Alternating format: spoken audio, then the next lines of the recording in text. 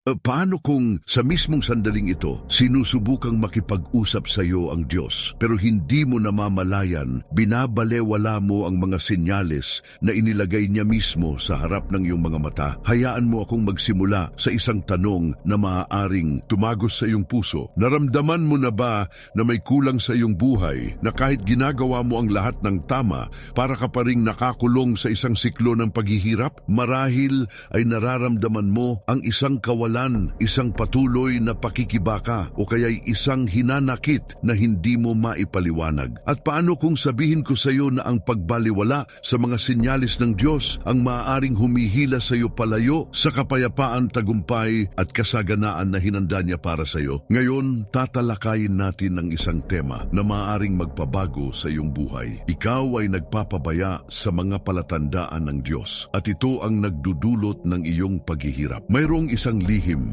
isang misteryo na nakatago sa kasulatan na iilan lamang ang nakakadiskubre, pero kapag nabunyag, maaari nitong baguhin ng lubos ang paraan ng pagtingin mo sa iyong mga pakikibaka, hamon at maging sa iyong mga tagumpay. Ang videong ito ay hindi lamang isang ordinaryong pag-aaral ng Biblia. Ito ay isang imbitasyon mula sa banal na espiritu upang buksan mo ang iyong mga mata sa espiritual at simulang mapansin ang mga mensaheng ipinapadala ng Diyos direkta para sa iyo. Isipin mo ito sandali. Paano kung ang paghihirap na hinaharap mo ngayon ay hindi parusa kundi isang tawag? Paano kung ang bawat kahirapan, bawat pintong isinara, bawat sandali ng katahimikan ay sa katunayan ang Diyos na sinusubukang gabayan ka tungo sa isang bagay na mas dakila? Sinasabi ng Biblia na ang Diyos ay nagsasalita sa maraming paraan, sa pamamagitan ng mga panaginip ng mga tao, ng mga pangyayari at maging sa katahimikan. Pero madalas, masyado tayong abala, masyadong nadidistract o masyadong nakakulong sa ating sariling mga ideya,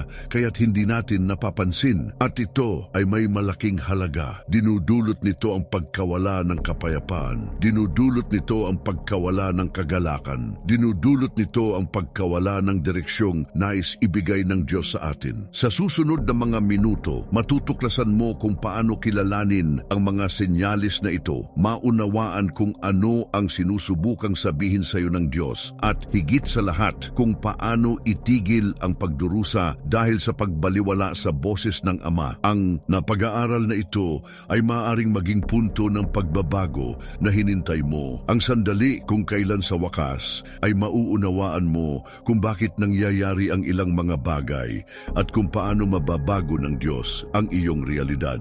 Bago natin simulan, nais kong anyayahan kang gumawa ng isang makapangyarihang bagay. Mag-iwan sa mga komento ng isang maikling pangungusap tulad ng "Gusto kong marinig ang mga sinyalis ng Diyos" o "Diyos, buksan ang aking mga mata." Hindi ito simpleng komento lamang. Ito ay isang gawa ng pananampalataya, isang deklarasyon na nagpapalakas sa iyong koneksyon sa banal na espiritu at nagbibigay inspirasyon sa iba pang nanunood. At pakikalikasan, i-like ang videong ito ngayon din. Sa paggawa nito, tinutulungan mo ang YouTube na ipakita ang mensaheng ito sa mas maraming tao na lubhang nangangailangan marinig ang salita ng Diyos. Binabati kita sa ganitong saloobin. Ikaw ay nagsisilbing daluyan ng mga biyaya para sa iba. Ngayon, mas lalo pang makisali sa misyong ito. Mag-subscribe sa channel at i-activate ang bell notification dahil ang bawat video na mapapanood mo rito ay parang isang ladrilyo sa pagtatayo ng iyong pananampalataya. Sa pag-subscribe,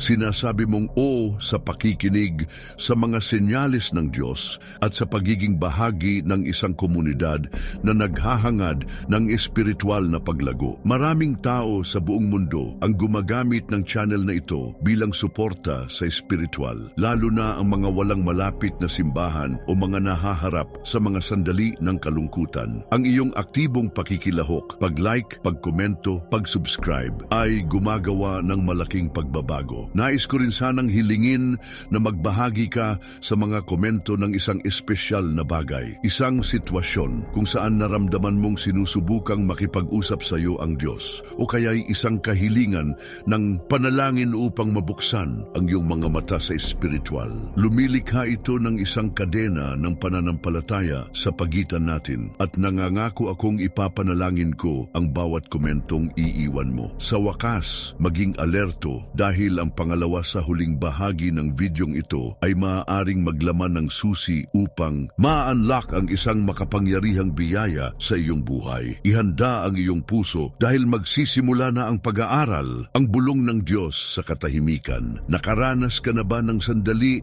sa buhay kung kailan parang masyadong tahimik ang lahat? Marahil ay nagdasal ka, humingi ng sagot, hinintay ang isang malinaw na sinyales, pero ang natanggap mo lamang ay katahimikan. Kadalasan, iniisip natin ang katahimikan ito bilang kawalan na para bang iniwan tayo ng Diyos o nakalimutan niya tayo. Pero paano kung sabihin ko sa iyo na ang katahimikan ng Diyos ay hindi pag-abandona, kundi isang imbitasyon na makinig ng mas maingat? Ngayon, tatalakayin natin ang isang makapangyarihang katotohanan. Ang katahimikan ng Diyos ay isa sa pinakamalalim na senyales na ginagamit niya para makipag-usap sa iyo, at ang pagbaliwala rito ang maaaring nagpapanatili sa iyo sa isang siklo ng paghihirap. Sa Biblia, natutunan natin ito sa kwento ni Elias sa 1 Haris 19:11-13. Si Elias ay desperado, tumatakbo para sa kanyang buhay, nakaramdam ng pag-iisa at pag-abandona. Inaasahan niyang magpapakita ang Diyos sa isang bagay na malaki, isang malakas na hangin, isang lindol o isang nagliliyab na apoy, pero hindi doon naroon ang Diyos. Sa halip, nagsalita siya sa isang mahinang bulong, isang murmuryo na halos hindi marinig. Kailangang patahimikin ni Elias ang kanyang puso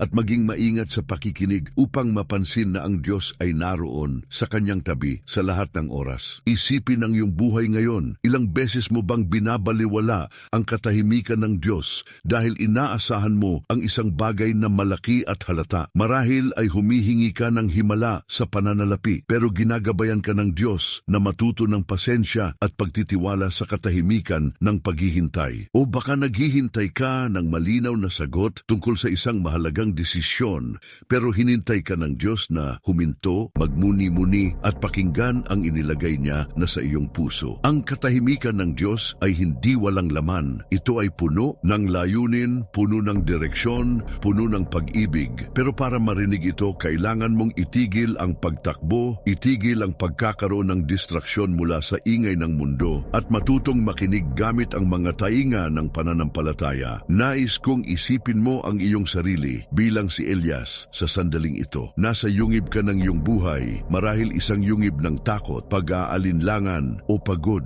Ang hangin ng mga alalahanin ay malakas na humihihip sa paligid mo. Ang lindol ng mga kahirapan ay niyuyugyug ang iyong lupa. Ang apoy ng mga pagsubok ay sinusunog ang iyong puso. Pero hindi doon naroon ang Diyos. Naroon siya sa bulong. Naroon siya sa malumanay na boses na nagsasabing, "Narito ako, magtiwala sa akin. Nakikita kita." Ang pagbaliwala sa bulong na ito ay parang pagsara ng pinto sa kapayapaang nais ibigay sa iyo ng Diyos. Ito ay parang pagpili ng paghihirap kaysa sa pangako. Ngayon, iugnay natin ito sa iyong realidad. Marahil ay nahaharap ka sa isang sandali ng katahimikan sa iyong buhay ngayon. Maaaring ito ay isang trabahong hindi dumarating, isang kagalingan na parang natatagalan, o isang sagot na hindi mo pa rin nahihintay. Pero paano kung ang katahimikang ito ay ang Diyos mismo na tinutawag kang mapalapit sa Kanya? Paano kung sa halip na magreklamo o sumuko, magpasya kang makinig ng maingat? Sinasabi ng Biblia sa awit 26:10, "Tumahimik kayo at alamin na ako ang Diyos." Ang pagtahimik ay hindi madali.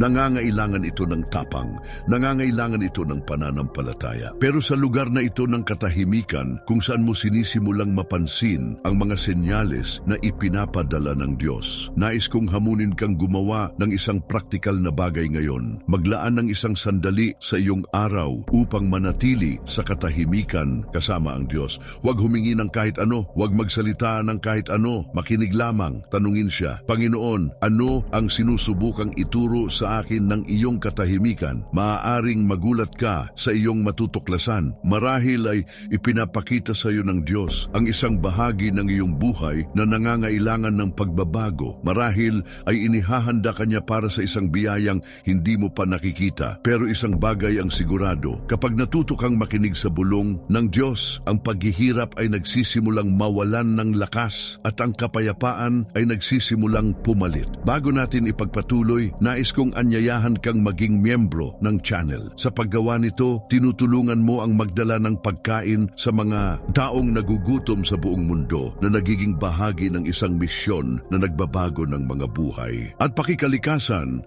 huwag laktawan ang mga ad.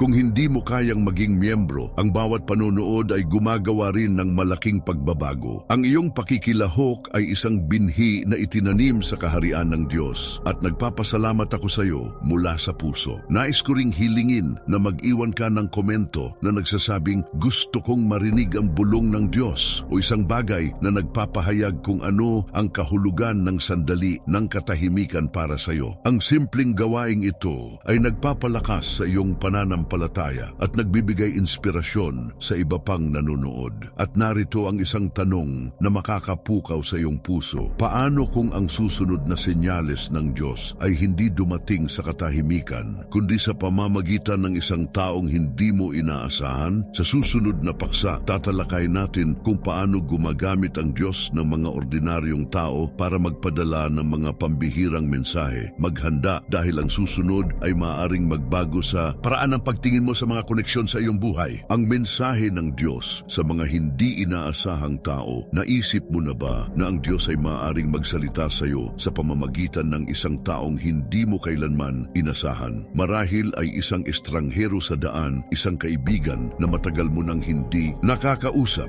o kahit isang bata na nagsabi ng isang simpleng bagay na tumagos sa iyong puso. Kadalasan, hinintay natin ang Diyos na magsalita sa pamamagitan ng malalaking pangyayari o ng mga hinintay nating perpektong tao. Ngunit ang katotohanan ay ang Diyos ay madalas na gumagamit ng mga ordinaryong tao upang magdala ng mga pambihirang mensahe, at ang pagbaliwala sa mga ito ay maaring magdulot ng paghihirap sa ating buhay. Sa Biblia makikita natin ito sa kwento ni Naaman, isang makapangyarihang kumander ng hukbo ng Syria sa Dughumon Hari Pimpas Untuns 14. Si Naaman ay may ketong, isang sakit na walang lunas sa kanyang panahon, at siya ay desperado para sa kagalingan. Nang marinig niyan na may propetang nagngangalang Eliseo sa Israel na maaaring makatulong, inasahan niya ang isang ingranding ritual o isang dramatikong himala. Ngunit ano ang nangyari? Isang simpleng alipin, isang batang babae mula sa Israel, ang nagbigay ng unang senyales sa kanya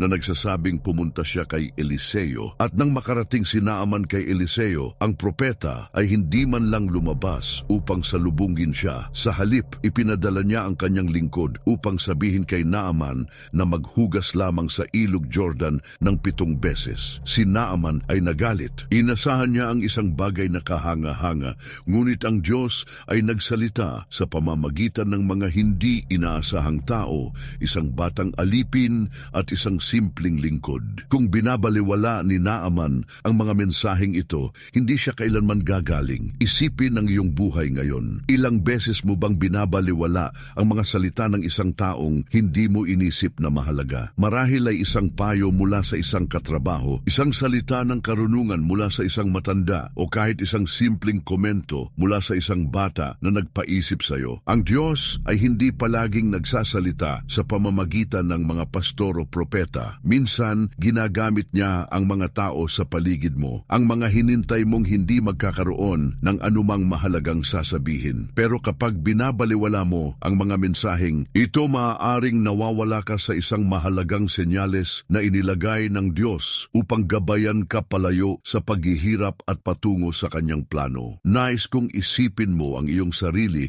bilang si Naaman sa sandaling ito. Nasa harap ka ng ilog Jordan ng iyong buhay. Marahil ay isang sitwasyon kung saan inaasahan mo ang isang malaking solusyon, isang dramatikong sagot. Pero ang Diyos ay nagsasalita sa pamamagitan ng isang hindi inaasahang boses. Isang kaibigan na nagsabi ng isang bagay na nagpaisip sa iyo. Isang estranghero na nagbigay ng payo, o kahit isang simpleng salita na narinig mo sa isang pag-uusap. Ang tanong ay, handa ka bang makinig? O ipagpapatuloy mo bang baliwalain ang mga senyales dahil hindi sila dumating sa paraang inaasahan mo? Ang pagbaliwala sa mga mensaheng ito ay parang pagtalikod sa isang pintuan na binuksan ng Diyos para sa iyo. At iyon ang maaring nagpapanatili sa iyo sa iyong paghihirap. Ngayon, iugnay natin ito sa iyong realidad. Isipin ang isang pagkakataon kamakailan lamang kung kailan may nagsabi ng isang bagay na nagpaisip sa iyo pero binaliwala mo ito dahil hindi mo inisip na mahalaga ito. Marahil ay isang payo tungkol sa iyong trabaho, isang salita ng pag-asa mula sa isang kaibigan o kahit isang babala mula sa isang miyembro ng pamilya. Paano kung iyon ang Diyos na nagsasalita sa iyo? Sinasabi ng Biblia sa Hebreo 13:2, huwag kalimutang maging mabuti sa mga estranghero dahil ang ilan sa paggawa nito ay hindi sinasadyang nagbigay aliw sa mga anghel. Ang mga hindi inaasahang tao sa iyong buhay ay maaaring mga daluyan ng Diyos na nagdadala ng mga senyales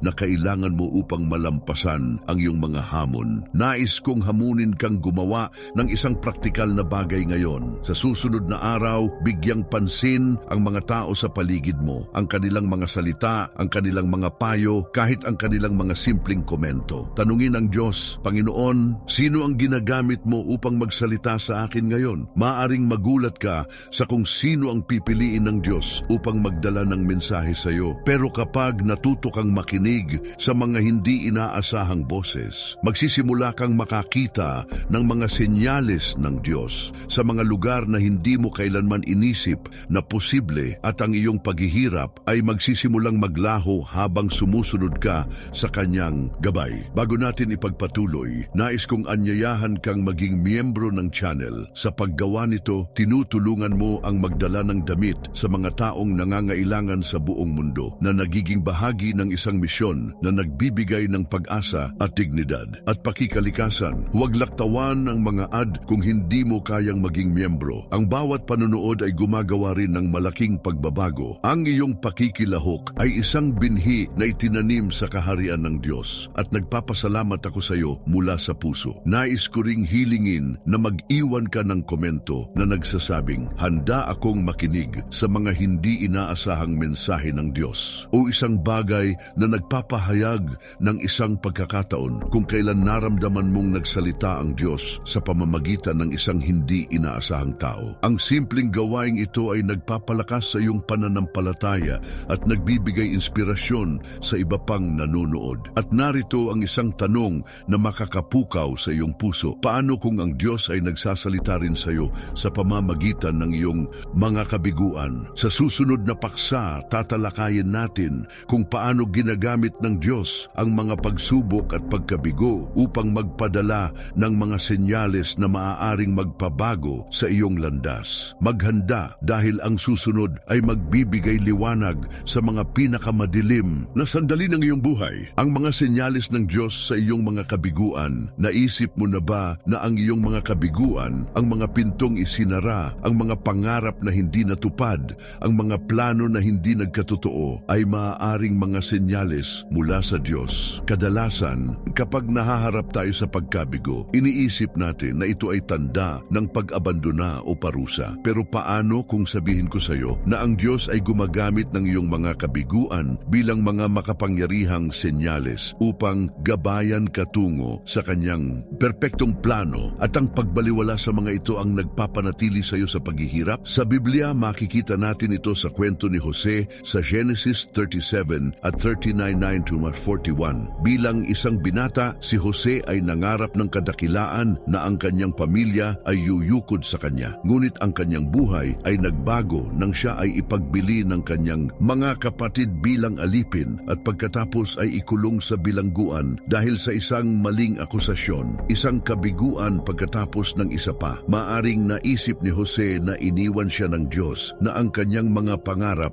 ay nawasak. Ngunit sa bawat kabiguan, inihahanda siya ng Diyos para sa isang mas malaking layunin. Ang pagkakabilanggo ay humantong sa kanya sa palasyo ng Faraon at ang kanyang mga kabiguan ay naging mga hakbang patungo sa pagiging pinuno na nagligtas sa isang buong bayan mula sa gutom. Kung binabaliwala ni Jose ang mga senyales sa kanyang mga kabiguan, hindi niya kailanman matutupad ang plano ng Diyos para sa kanya. Isipin ang iyong buhay ngayon. Ano ang isang kabiguan na naramdaman mong nagtakda sa iyo pabalik? Marahil ay isang trabahong hindi mo nakuha, isang relasyon na nagwakas, o isang plano na bumagsak. Madali nating iniisip ang mga kabiguang ito bilang mga wakas. Ngunit paano kung ang mga ito ay mga senyales ng Diyos na nagsasabing, hindi ito ang landas na hinanda ko para sa iyo. May mas magandang plano ako. Ang Diyos ay hindi laging nagsasalita sa pamamagitan ng tagumpay. Minsan,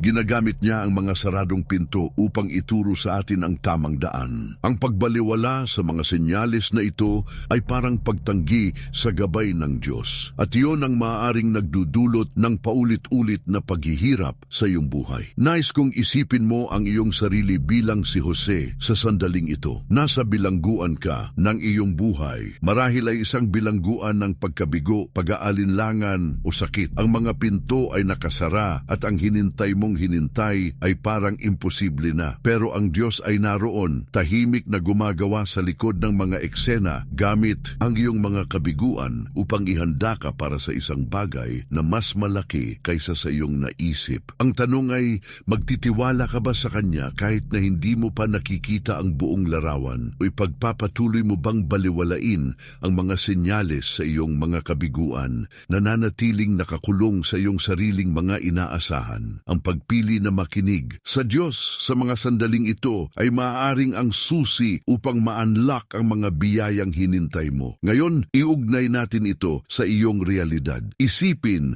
ang isang partikular na kabiguan na hinintay mo kamakailan. Marahil ay isang pagkakataon na nawala, isang proyektong hindi nagtagumpay o isang layunin na hindi mo naabot. Paano kung ang kabiguang iyon ay hindi ang katapusan, kundi isang senyales mula sa Diyos? Sinasabi ng Biblia sa Roma 8:28, alam natin na sa lahat ng bagay, ang Diyos ay gumagawa para sa ikabubuti ng mga nagmamahal sa Kanya. Ang iyong mga kabiguan ay hindi aksidente. Ang mga ito ay bahagi ng plano ng Diyos upang dalhin ka kung saan kailangan mong naroroon. Pero kailangan mong buksan ang iyong puso at mata upang makita ang mga senyales na inilalagay niya sa mga sandaling ito. Nais kong hamunin kang gumawa ng isang praktikal na bagay ngayon. Kumuha ng papel at isulat ang isang kabiguan na naramdaman mo kamakailan. Pagkatapos, tanungin ang Diyos, Panginoon, ano ang sinusubukang ituro mo sa akin sa pamamagitan ng kabiguang ito? Maaring magulat ka sa sagot. Marahil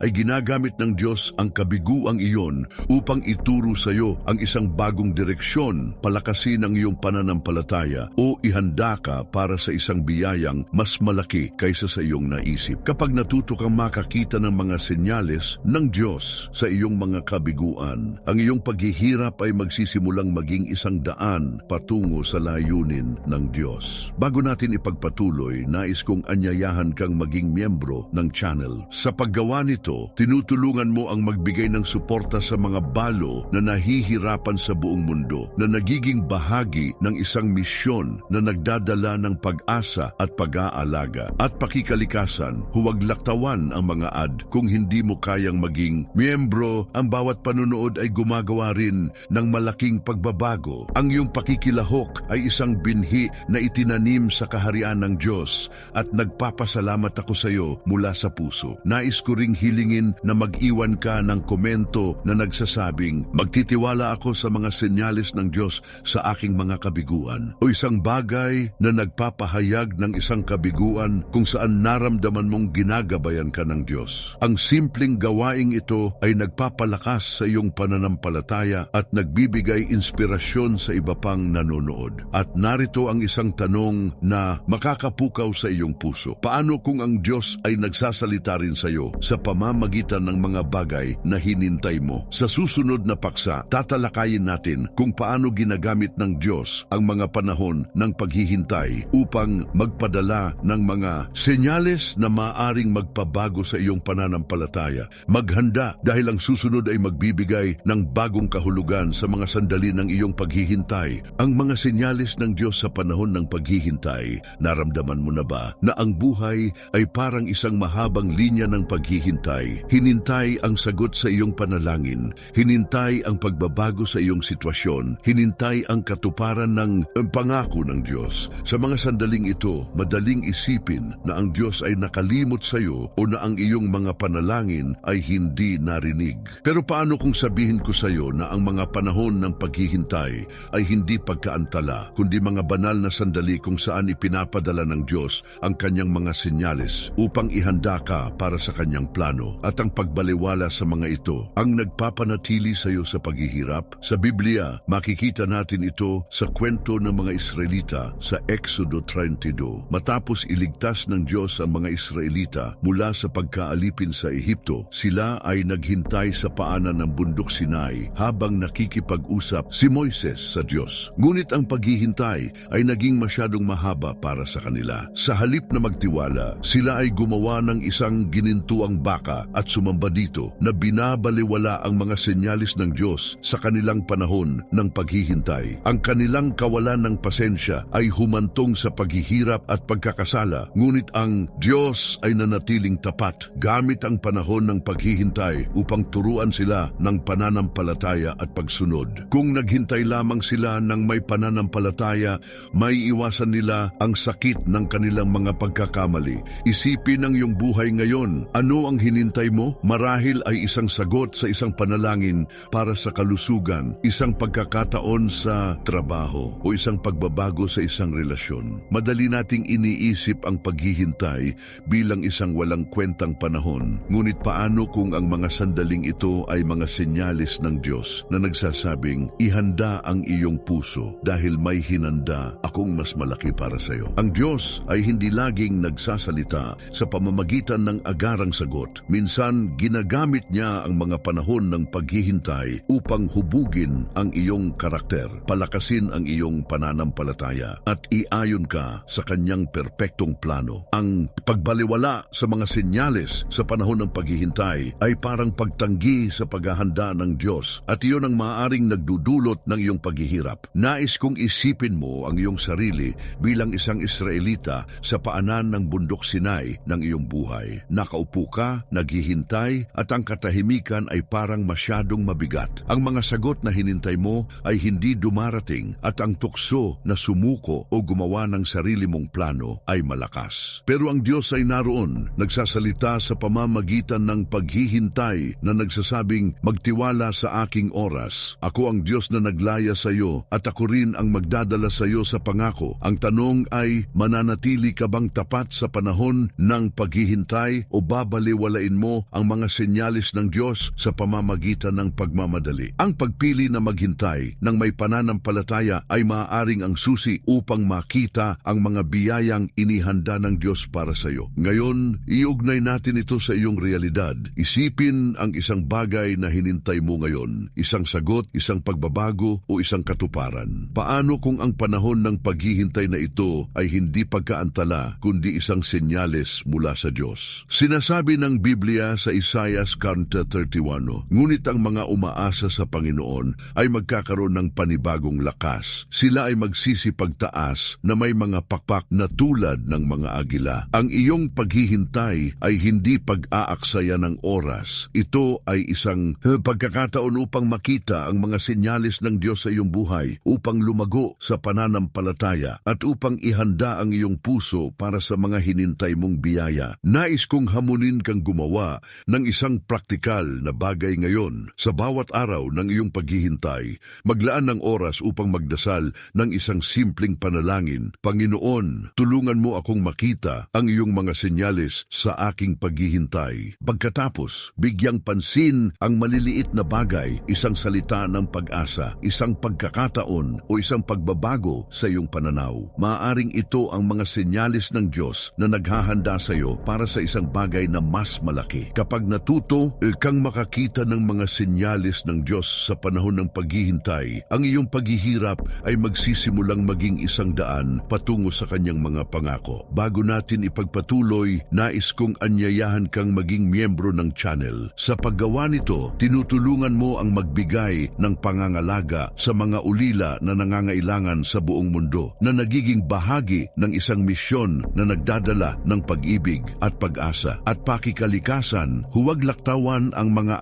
realidad kung hindi mo kayang maging miyembro. Ang bawat panunood ay gumagawa rin ng malaking pagbabago. Ang iyong pakikilahok ay isang binhi na itinanim sa kaharian ng Diyos at nagpapasalamat ako sa iyo mula sa puso. Nais ko ring hilingin na mag-iwan ka ng komento na nagsasabing maghihintay ako sa mga senyalis ng Diyos o isang bagay na nagpapahayag ng isang panahon ng paghihintay kung saan naramdaman mong ginagabayan ka ng Diyos. Ang simpleng gawaing ito ay nagpapalakas sa iyong pananampalataya at nagbibigay inspirasyon sa iba pang nanonood. At narito ang isang tanong na makakapukaw sa iyong puso. Paano kung ang Diyos ay nagsasalita rin sa iyo sa pamamagitan ng iyong mga pangarap? Sa susunod na paksa, tatalakayin natin kung paano ginagamit ng Diyos ang mga panaginip upang magpadala ng mga senyales na maaaring magbunyag ng kanyang plano para sa iyo. Maghanda dahil ang susunod ay magbibigay liwanag sa mga misteryo ng iyong puso. Ang mga senyales ng Diyos sa iyong mga panaginip. Na naginip ka na ba ng isang bagay na nag-iwan sa iyo ng kakaibang pakiramdam? Isang panaginip na napakalinaw, napakamakapangyarihan na hindi mo maalis sa iyong isipan. Marahil ay naisip mo na ito ay isang ordinaryong panaginip lamang, isang laro ng iyong imahinasyon.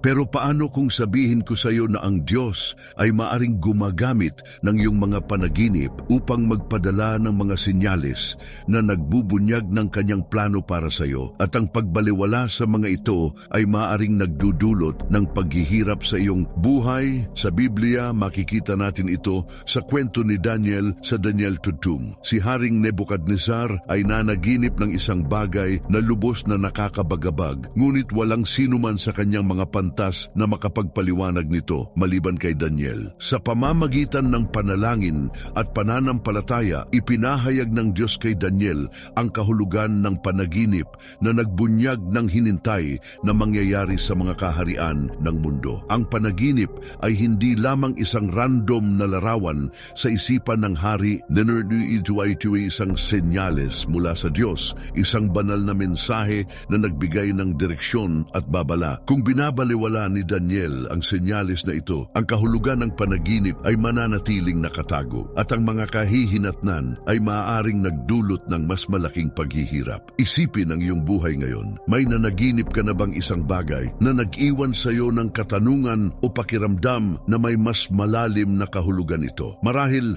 ay isang panaginip tungkol sa isang tao, isang lugar o isang sitwasyon na nagpaisip sa iyo. Madali nating binaliwala ang mga panaginip bilang mga hindi mahalaga. Ngunit paano kung ang mga ito ay mga senyales ng Diyos na nagsasabing, bigyang pansin ito dahil ako ang nagsasalita sa iyo? Ang Diyos ay gumagamit ng mga panaginip mula pa noong unang panahon upang magbigay ng mga babala, direksyon at pag-asa. Ang pagbaliwala sa mga senyales na ito ay parang pagtalikod sa isang mensahe na inilagay ng Diyos direkta sa iyong puso, at iyon ang maaring nagpapanatili sa iyo sa iyong mga pakikibaka. Nais kong isipin mo ang iyong sarili bilang si Daniel sa sandaling ito. Nasa harap ka ng isang misteryosong panaginip, isang larawan na inilagay ng Diyos sa iyong isipan habang natutulog ka. Ang panaginip ay parang isang puzzle at ang Diyos ay naghihintay sa iyo na humingi ng kanyang karunungan upang maunawaan ito. Ang tanong ay, hihintayin mo bang mawala ang panaginip o tatanungin mo ang Diyos kung ano ang sinusubukang sabihin niya? Ang mga panaginip ay maaaring mga daluyan ng Diyos na nagdadala ng mga senyales na nagbibigay liwanag sa iyong landas. Pero kailangan mong buksan ang iyong puso at humingi ng kanyang patnubay upang maunawaan ang mga ito. Ngayon, iugnay natin ito sa iyong realidad.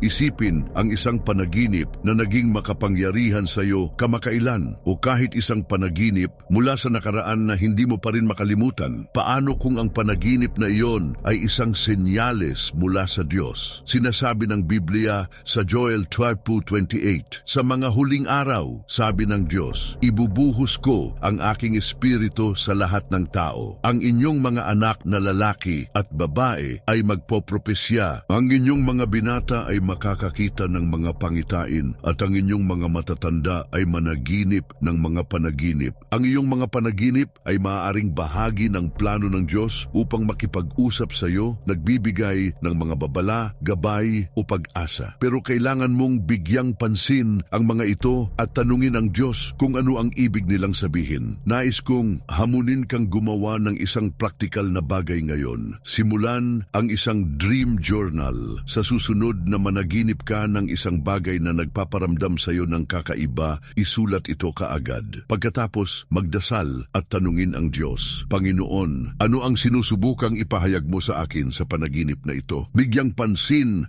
ang mga detalye, mga tao, lugar o emosyon at humingi ng karunungan mula sa Diyos. Maaaring magulat ka sa kung paano ginagamit ng Diyos ang iyong mga panaginip upang magbigay ng mga senyales na nagdadala ng kalinawan sa iyong mga pakikibaka. Kapag natuto kang makinig sa mga senyales ng Diyos sa iyong mga panaginip, ang iyong paghihirap ay magsisimulang maging isang daan patungo sa kanyang banal na plano. Nais ko ring hilingin na mag-iwan ka ng komento na nagsasabing, bubuksan ko ang aking puso sa mga senyales ng Diyos sa aking mga panaginip. O isang bagay na nagpapahayag ng isang panaginip na naramdaman mong maaaring mensahe mula sa Diyos. Ang simpleng gawaing ito ay nagpapalakas sa iyong pananampalataya at nagbibigay inspirasyon sa iba pang nanonood. At narito ang isang tanong na makakapukaw sa iyong puso. Paano kung ang Diyos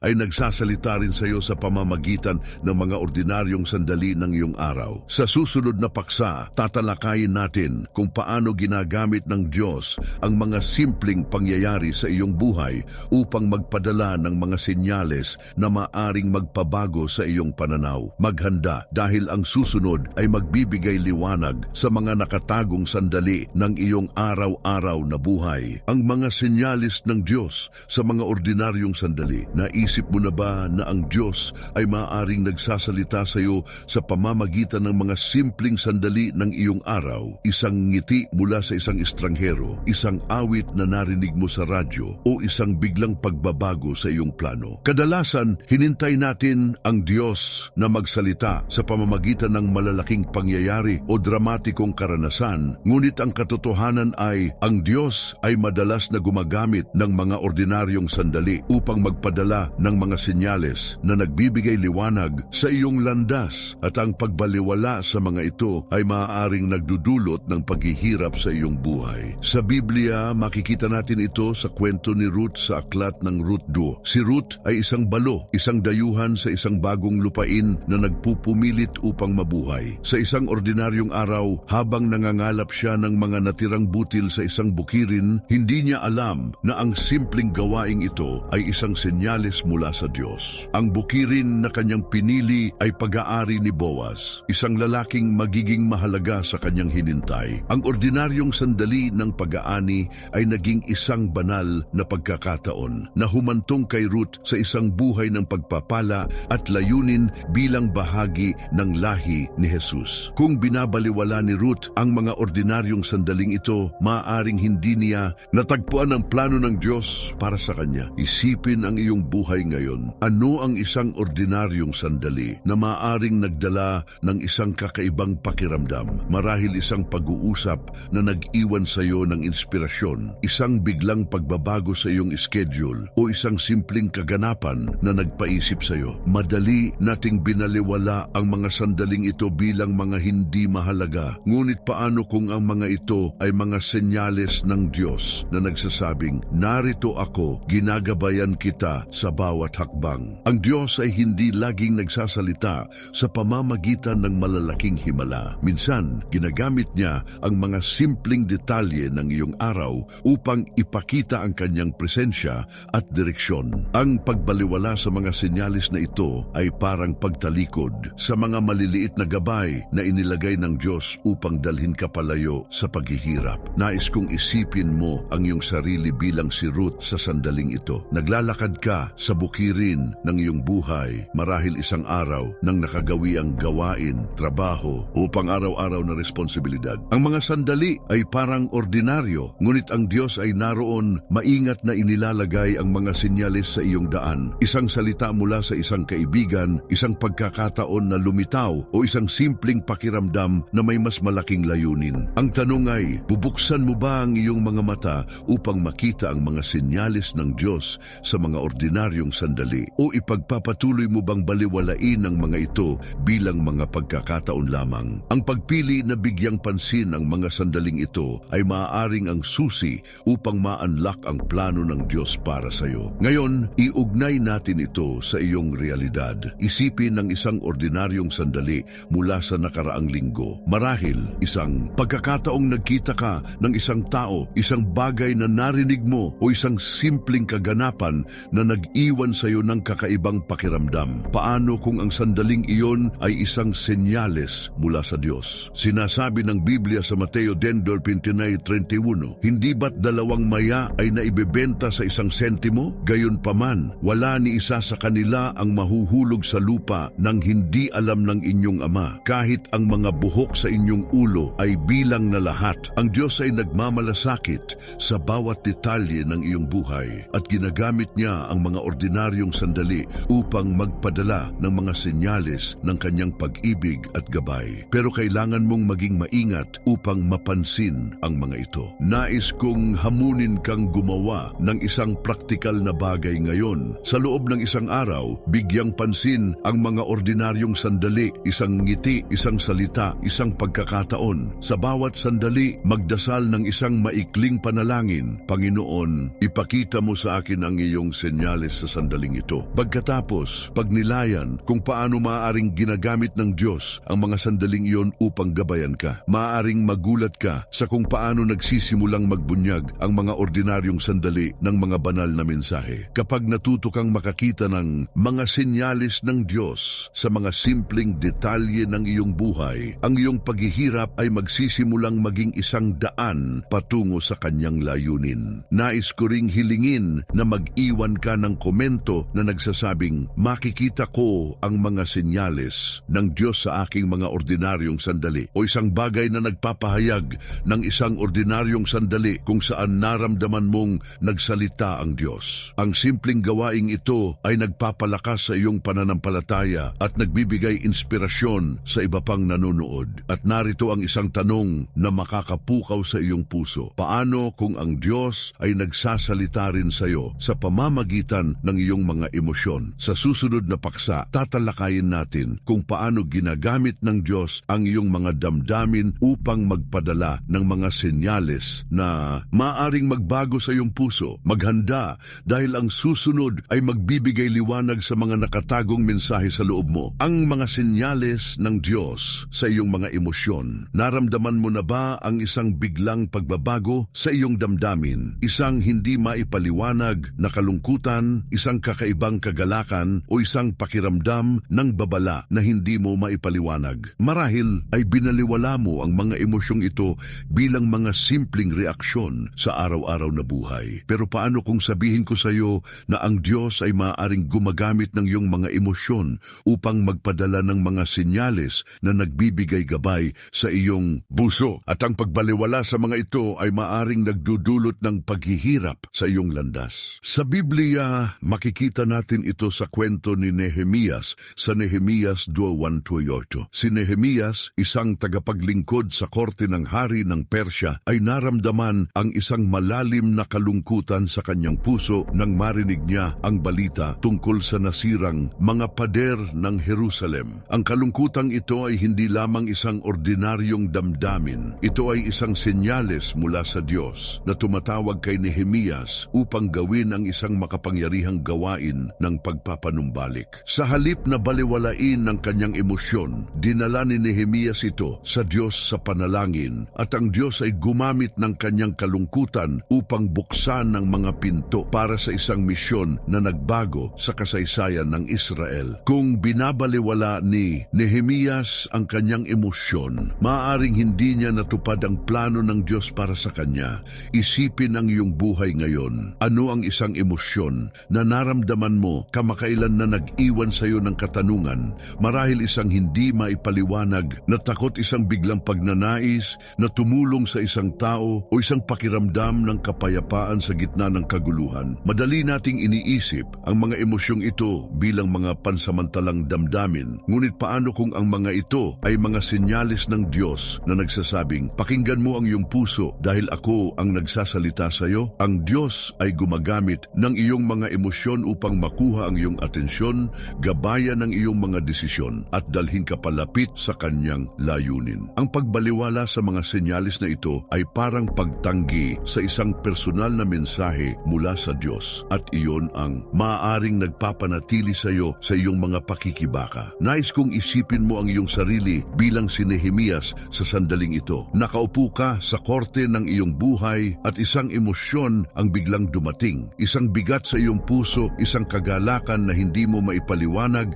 o isang pakiramdam na may isang bagay na kailangan mong gawin. Ang emosyong ito ay parang isang liham mula sa Diyos na naghihintay na basahin mo. Ang tanong ay, dadalhin mo ba ang emosyong ito sa Diyos sa panalangin o babaliwalain mo ito bilang isang ordinaryong damdamin? Ang iyong mga emosyon ay maaaring mga daluyan ng Diyos na nagdadala ng mga senyales na nagbibigay liwanag sa iyong mga desisyon at landas. Pero kailangan mong maging bukas upang maunawaan ang mga ito sa pamamagitan ng kanyang karunungan. Ngayon, iugnay natin ito sa iyong realidad. Isipin ang isang partikular na emosyon na naramdaman mo kamakailan. Marahil isang biglang kalungkutan nang naisip mo ang isang tao, isang kagalakan nang narinig mo ang isang salita ng pag-asa o isang pakiramdam ng babala bago gumawa ng isang desisyon. Paano kung ang emosyong iyon ay isang senyales mula sa Diyos? Sinasabi ng Biblia sa awit 34:18, malapit ang Panginoon sa mga may bagbag na puso at inililigtas ang mga may diwang wasak. Ang Diyos ay naroroon sa iyong mga emosyon. Ginagamit ang mga ito upang magpadala ng mga senyales ng kanyang pag-ibig, babala o direksyon, pero kailangan mong bigyang pansin ang mga ito at dalhin ang mga ito sa Kanya upang maunawaan ang kanilang layunin. Nais kong hamunin kang gumawa ng isang praktikal na bagay ngayon. Sa susunod na maramdaman mo ang isang malakas na emosyon, huminto at magdasal. Panginoon, ano ang sinusubukang sabihin mo sa akin sa pamamagitan ng damdaming ito? Pagkatapos, pagnilayan kung paano maaaring ginagamit ng Diyos ang emosyong iyon upang gabayan ka. Marahil upang tawagan ng isang tao, gumawa ng isang desisyon o magtiwala sa kanyang plano. Maaaring magulat ka sa kung paano nagsisimulang magbunyag ang iyong mga emosyon ng mga banal na mensahe. Kapag natuto kang makinig sa mga senyales ng Diyos sa iyong mga emosyon, ang iyong paghihirap ay magsisimulang maging isang daan patungo sa kanyang pag-ibig at layunin. Nais ko ring hilingin na mag-iwan ka ng komento na nagsasabing, pakinggan ko ang mga senyales ng Diyos sa aking mga emosyon, o isang bagay na nagpapahayag ng isang emosyon na naramdaman mong maaaring mensahe mula sa Diyos. Ang simpleng gawaing ito ay nagpapalakas sa iyong pananampalataya at nagbibigay inspirasyon sa iba pang nanonood. At narito ang isang tanong na makakapukaw sa iyong puso. Paano kung ang Diyos ay nagsasalita rin sa iyo sa pamamagitan ng mga pagbabago sa iyong paligid? Sa susunod na paksa, tatalakayin natin kung paano ginagamit ng Diyos ang mga pangyayari sa iyong buhay upang magpadala ng mga senyales na maaring magbago sa iyong hinintay. Maghanda dahil ang susunod ay magbibigay liwanag sa mga nakatagong plano ng Diyos sa iyong paligid. Ang mga senyales ng Diyos sa mga pagbabago sa iyong paligid. Nakaranas ka na ba ng isang biglang pagbabago sa iyong paligid? Isang hindi inaasahang pagkakataon, isang pagbabago sa iyong plano o isang pangyayari na nagpabago sa takbo ng iyong araw. Marahil ay naisip mo na ang mga pagbabagong ito ay mga pagkakataon lamang o mga abala. Pero paano kung sabihin ko sa iyo na ang Diyos ay gumagamit ng mga pagbabago sa iyong paligid upang magpadala ng mga senyales na nagbibigay gabay sa iyong landas, at ang pagbaliwala sa mga ito ay maaaring nagdudulot ng paghihirap sa iyong buhay. Sa Biblia, makikita natin ito sa kwento ni Pablo sa Gawa 10:6. Si Pablo at ang kanyang mga kasama ay naglalakbay upang ipangaral ang salita ng Diyos. Ngunit paulit-ulit silang hinintay ng banal na espiritu na pumunta sa mga lugar na kanilang ipinlano. Sa halip, isang pangitain ang ipinadala kay Pablo sa gabi na nagpapakita ng isang lalaki mula sa Macedonia na humihingi ng tulong. Ang mga pagbabago sa kanilang plano, ang mga saradong pinto at hindi inaasahang direksyon ay mga senyales mula sa Diyos na ginagabayan sila patungo sa isang misyon na nagdala ng ebanghelyo sa isang bagong rehiyon. Kung binabaliwala ni Pablo ang mga senyalis na ito, maaaring hindi niya natupad ang layunin ng Diyos para sa kanyang ministeryo. Isipin ang iyong buhay ngayon. Ano ang isang pagbabago sa iyong paligid na naramdaman mong kakaiba? Marahil isang biglang pagkakataon sa trabaho, isang pagkansela ng plano na humantong sa isang bagong direksyon o isang hindi inaasahang pagkikita. Madali nating iniisip ang mga pagbabagong ito bilang mga pagkakataon o pagkabigo. Ngunit paano kung ang mga ito ay mga sinyalis ng Diyos na nagsasabing, sumunod ka sa aking gabay dahil ako ang nagdidirekta sa iyong mga hakbang? Ang Diyos ay gumagamit ng mga pangyayari sa iyong paligid upang makuha ang iyong atensyon, ituwid ang iyong landas at dalhin ka palapit sa kanyang plano. Ang pagbaliwala sa mga sinyalis na ito ay parang pagtanggi sa kanyang direksyon at iyon ang maaring nagpapanatili sa iyong mga pakikibaka. Nais kong isipin mo ang iyong sarili bilang si Pablo sa sandaling ito. Naglalakbay ka sa daan ng iyong buhay, puno ng mga plano at layunin, ngunit isang biglang pagbabago ang dumating, isang saradong pinto, isang bagong pagkakataon o isang hindi inaasahang pagliko. Ang pagbabagong ito ay parang isang mensahe mula sa Diyos na naghihintay na maunawaan mo. Ang tanong ay, bubuksan mo ba ang iyong puso upang makita ang mga sinyalis ng Diyos sa mga pagbabagong ito o ipagpapatuloy mo bang balewalain ang mga ito bilang mga abala lamang? Ang mga pagbabago sa iyong paligid ay maaaring mga daluyan ng Diyos na nagdadala ng mga sinyalis na nagbibigay liwanag sa iyong hinintay. Pero kailangan mong magtiwala sa kanyang plano upang makita ang kanilang layunin. Ngayon, iugnay natin ito sa iyong realidad. Isipin ang isang pagbabago sa iyong paligid na nangyari kamakailan. Marahil isang plano na nagbago, isang bagong pagkakataon na lumitaw o isang pangyayari na nagpabago sa iyong direksyon. Paano kung ang pagbabagong iyon ay isang senyales mula sa Diyos? Sinasabi ng Biblia sa Kawikaan 16:9, ang puso ng tao ay gumagawa ng kanyang plano, ngunit ang Panginoon ang nagtutuwid ng kanyang mga hakbang. Ang Diyos ay nagdidirekta sa mga pangyayari sa iyong buhay. Ginagamit ang mga pagbabago upang magpadala ng mga senyalis ng kanyang gabay at layunin. Pero kailangan mong maging maingat upang mapansin ang mga ito at humingi ng kanyang karunungan upang maunawaan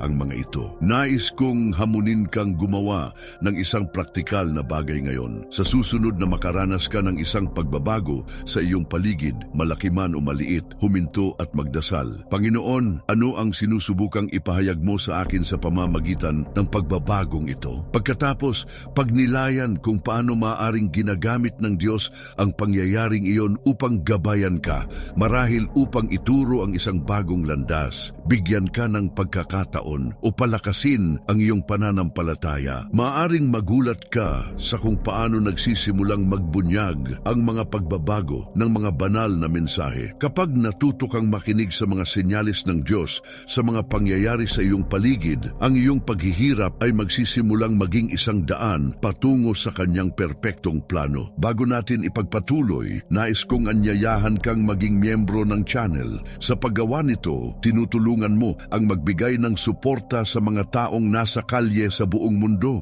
na nagiging bahagi ng isang misyon na nagdadala ng pag-asa at dignidad at pakikalikasan. Huwag laktawan ang mga ad kung hindi mo kayang maging miyembro. Ang bawat panonood ay gumagawa rin ng malaking pagbabago. Ang iyong pakikilahok ay isang binhi na itinanim sa kaharian ng Diyos at nagpapasalamat ako sa iyo mula sa puso. Nais ko ring hilingin na mag-iwan ka ng komento na nagsasabing, makikita ko ang mga senyalis ng Diyos sa mga pagbabago sa aking paligid, o isang bagay na nagpapahayag ng isang pagbabago na naramdaman mong maaaring mensahe mula sa Diyos. Ang simpleng gawaing ito ay nagpapalakas sa iyong pananampalataya at nagbibigay inspirasyon sa iba pang nanonood. At narito ang isang tanong na makakapukaw sa iyong puso. Paano kung ang Diyos ay nagsasalita rin sa iyo sa pamamagitan ng iyong mga desisyon? Sa susunod na paksa, tatalakayin natin kung paano ginagamit ng Diyos ang mga pagpili na ginagawa mo upang magpadala ng mga senyales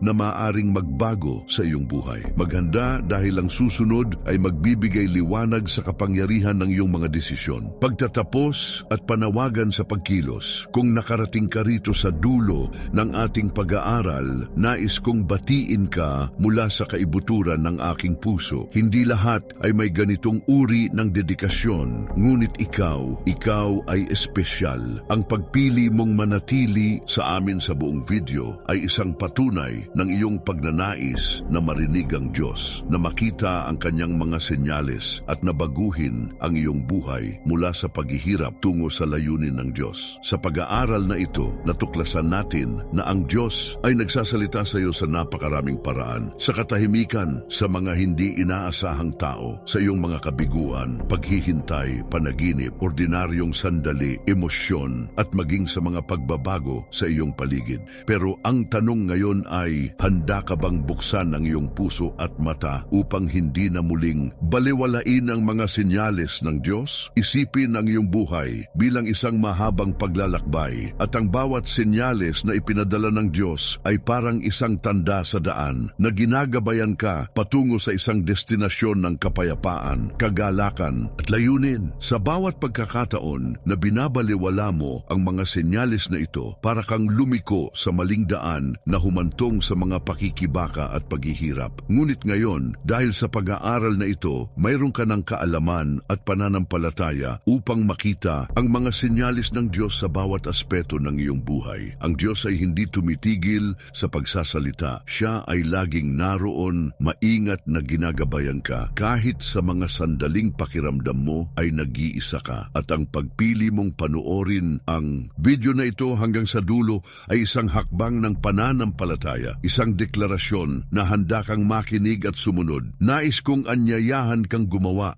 ng isang makapangyarihang bagay ngayon. Mag-iwan ng komento na nagpapahayag ng iyong pangako sa Diyos. Isulat ang isang bagay na natatangi tulad ng, Panginoon, bubuksan ko ang aking mga mata sa iyong mga senyales. O isang personal na deklarasyon ng iyong pananampalataya. Ang komentong ito ay hindi lamang para sa akin. Ito ay isang paraan upang makita ko ang mga hinirang ng Diyos, ang mga tapat na manonood na naglalaan ng oras upang lumago sa kanyang salita. Ang iyong mga salita ay magiging inspirasyon sa iba na lumilikha ng isang komunidad ng pananampalataya na nagpapalakas sa isa't isa. Ngayon, hayaan mong maging malinaw ang kahalagahan ng iyong pakikilahok. Kung hindi ka pa nakasubscribe sa channel Pakikalikasan, gawin mo ito ngayon. Isipin ito, bawat video na pinapanood mo rito ay parang isang binhi na itinanim sa iyong puso na tumutulong sa iyong pananampalataya na lumago at manatiling nagniningning. Kung hindi ka pa nakasubscribe, maaaring pakiramdam mo ay nahihiya ka at okay lang yon. Ngunit kapag nag-subscribe ka, magiging bahagi ka ng isang pamilya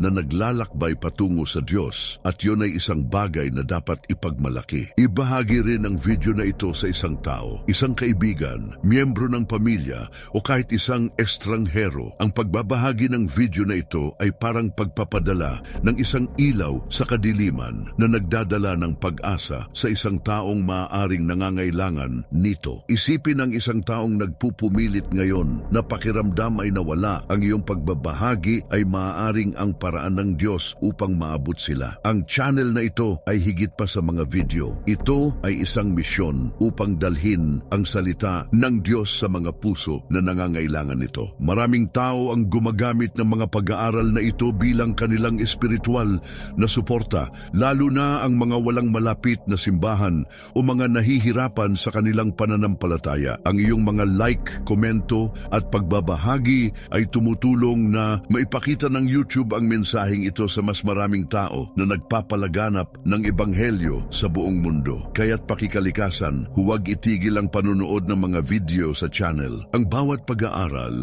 ay isang pagkakataon upang panatilihin ang apoy ng iyong pananampalataya na nagniningning, na tumutulong sa iyo na makita ang mga senyalis ng Diyos sa bawat araw ng iyong buhay. Bago kami magtapos, nais kong hikayatin kang gawin ang isang espesyal na bagay. Manatili sa katahimikan sa loob ng ilang minuto habang tumutugtog ang musika ng video. Huwag i-pause o skip ang video. Hayaan ang sandaling ito na maging isang banal na koneksyon sa Diyos. Gamitin ang oras na ito upang purihin siya, magpasalamat sa Kanya para sa araw na ito at tanungin siya kung paano mo mas makikita ang Kanyang mga senyales sa hinintay. Ang katahimikang ito ay isang pagkakataon upang marinig ang Diyos ng mas malalim, upang maramdaman ang Kanyang presensya at upang ihanda ang iyong puso para sa mga biyayang hinintay niya para sa iyo. Salamat sa pagiging bahagi ng paglalakbay na ito. Ikaw ay hinirang, pinili ng Diyos upang makita ang Kanyang mga senyales at mamuhay ayon sa Kanyang layunin. Manatili hanggang sa dulo at hayaan ang Diyos na magsalita sa iyo sa katahimikan. Ang iyong pananampalataya ay isang ilaw at sa pamamagitan ng iyong pakikilahok sa channel na ito, tinutulungan mo ang ilaw na iyon na magningning ng mas maliwanag para sa iba.